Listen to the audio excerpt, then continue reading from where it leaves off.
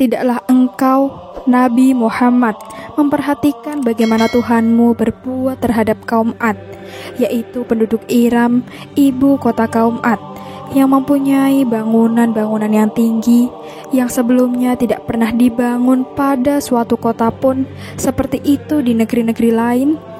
Tidakkah engkau perhatikan pula kaum Samud yang memotong batu-batu besar di lembah? Quran Surat Al-Fajr ayat 6-9.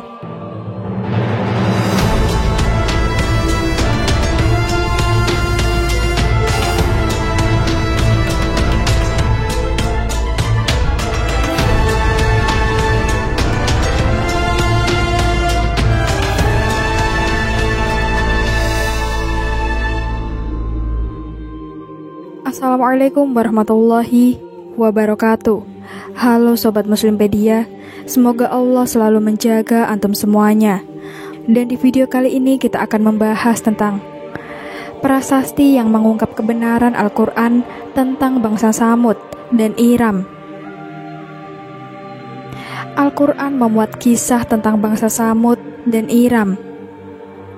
Penegasan ilmiah tentang eksistensi bangsa Ad, kota Iram, dan bangsa Samud didapat setelah ditemukannya prasasti Ebla yang berasal dari 4.500 tahun lalu, serta terungkapnya pernyataan yang tertulis pada prasasti Ebla. Untuk diketahui, bangsa Ad adalah kaum Nabi Hud alaihi salam, dan bangsa Samud adalah umat Nabi Soleh alaihi salam. Dilansir dari buku Kisah Para Nabi Pra-Ibrahim dalam perspektif Al-Quran dan Sains yang disusun Lajnah Pentasihan Mushaf Al-Quran, Badan Litbang, dan Diklat Kementerian Agama dengan Lembaga Ilmu Pengetahuan Indonesia atau LIPI pada tahun 1964 sampai 1979 dilakukan penggalian intensif di wilayah barat laut Suriah, tepatnya di Tel Mardik. Penggalian yang dilakukan selama kurang lebih 15 tahun ini dipimpin oleh Profesor Giovanni Pettinato dari The Italian Archaeological Mission, dibantu oleh Dr. Father Dahoud dari Pontifical Biblical Institute, Vatikan. Dalam penggalian itu ditemukan ribuan prasasti yang bertuliskan huruf Semitik Purba atau Eblaite. Setelah dilakukan penelitian intensif terhadap prasasti Ebla ini pada tahun 1986, yakni 7 tahun setelah selesai penggalian, umur prasasti Ebla serta pertanyaan-pertanyaan dalam huruf Eblaite yang ada padanya dapat dipecahkan sandinya, dibaca, dan diterjemahkan. Prasasti Ebla ini ternyata berumur 2.500 tahun sebelum Masehi atau sekitar 4.500 tahun lalu.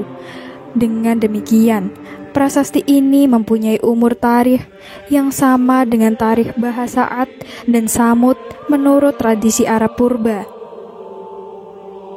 Pernyataan dalam huruf dan bahasa Eblaite pada prasasti Ebla menyatakan kerajaan Ebla telah mengadakan hubungan dagang dengan bangsa Samutu dan Ad di kota Iram. Jelas menunjukkan bahwa bangsa Samutu tidak lain adalah bangsa Samud yang disebut dalam Al-Quran.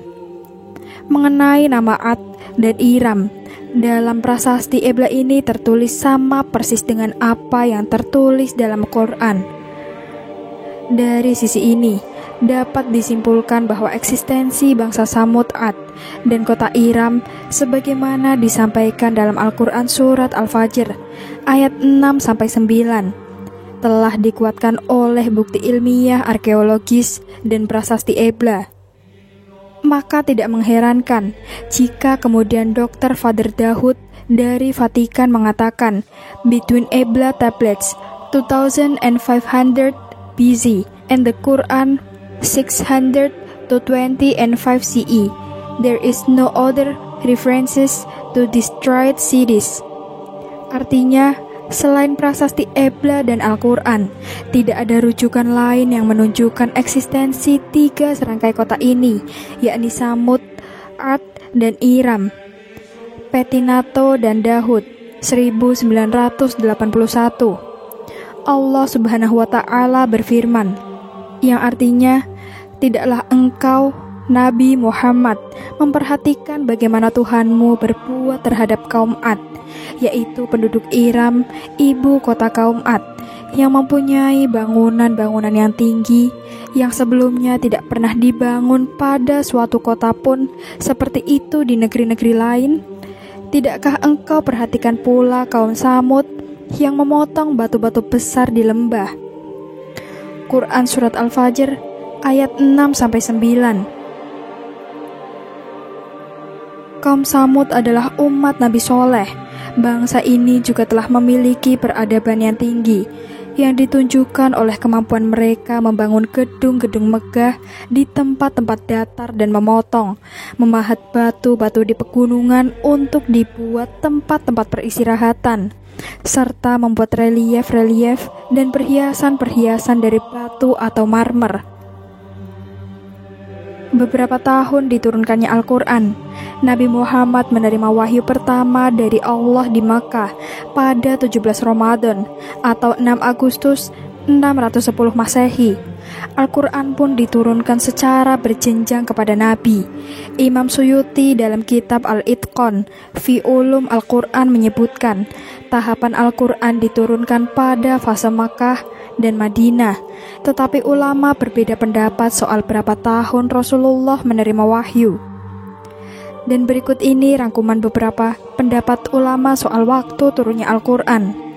18 tahun, dengan rincian 8 tahun di Makkah dan 10 tahun di Madinah, dan pendapat ini adalah lemah. Yang kedua, 20 tahun. Ini adalah pendapat Abdullah bin Abbas, Ikrimah, Qatadah, Asyabi, Al-Kalabi, dan Ibnu Jizi. Yang ketiga, 23 tahun. Ini adalah pendapat mayoritas ulama. Rinciannya adalah 13 tahun di Makkah dan 10 tahun di Madinah. Yang keempat adalah 25 tahun. Pendapat ini merujuk pada riwayat usia Rasulullah saat 65 tahun. Gambar yang ditampilkan hanya ilustrasi, dan kami memohon maaf jika ada kesalahan dalam penulisan maupun penyebutan. Semoga konten ini bisa menghibur dan bisa memberikan inspirasi, edukasi, dan kebaikan dalam kehidupan sehari-hari. Wassalamualaikum warahmatullahi wabarakatuh.